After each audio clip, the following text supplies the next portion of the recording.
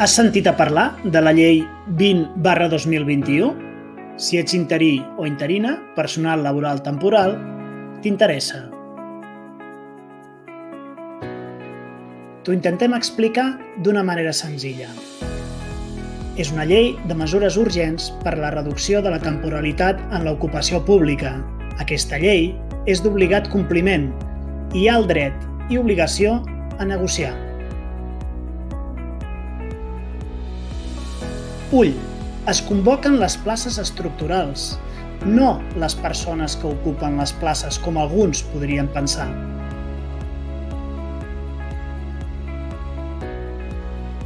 Dates a tenir en compte que es troben en aquesta llei. La primera d'elles és la publicació de les ofertes d'estabilització, les quals han d'estar publicades abans de l'1 de juny del 2022. La segona és la publicació de totes les convocatòries, és a dir, de les bases dels processos d'estabilització, i aquestes han d'estar publicades abans del 31 de desembre del 2022. I la tercera és la finalització de tots els processos d'estabilització, els quals han d'haver finalitzat abans del 31 de desembre de l'any 2024. Tipus de processos segons les característiques de les places. Primer tipus, concurs extraordinari de mèrits on s'oferirien totes aquelles places ocupades de manera interrompuda i temporalment abans de l'1 de gener de 2016.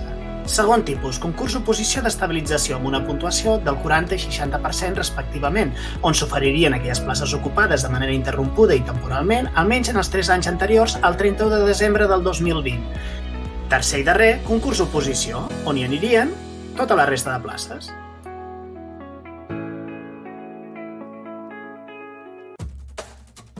Dubtes freqüents.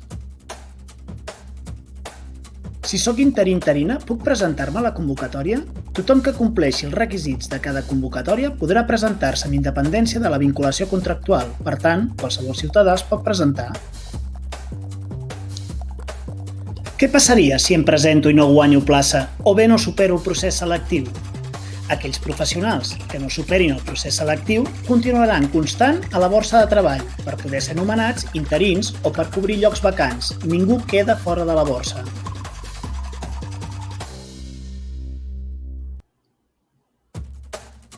I si no aprovo, tinc dret a indemnització? Les persones que estiguin ocupant plaça d'aquests processos d'estabilització i no en superin cap, tindran dret a una indemnització de 20 dies per any ocupant la vacant, amb un màxim indemnitzador de 12 mesos de salari, sempre i quan finalitzi la seva relació laboral.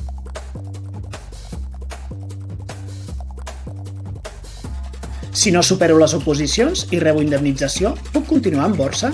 Oh, i tant! Enlloc es defineix que rebre una indemnització per no superar el procés selectiu impliqui l'exclusió en borsa de treball.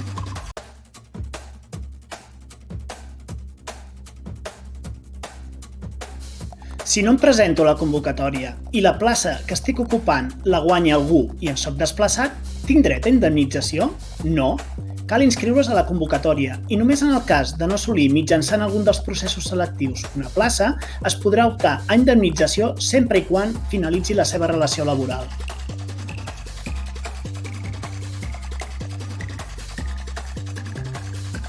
Com sabré el temari que haig d'estudiar?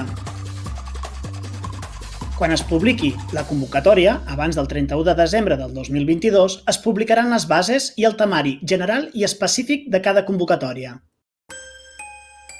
Si tens cap dubte o vols saber més, no dubtis posar-te en contacte amb nosaltres.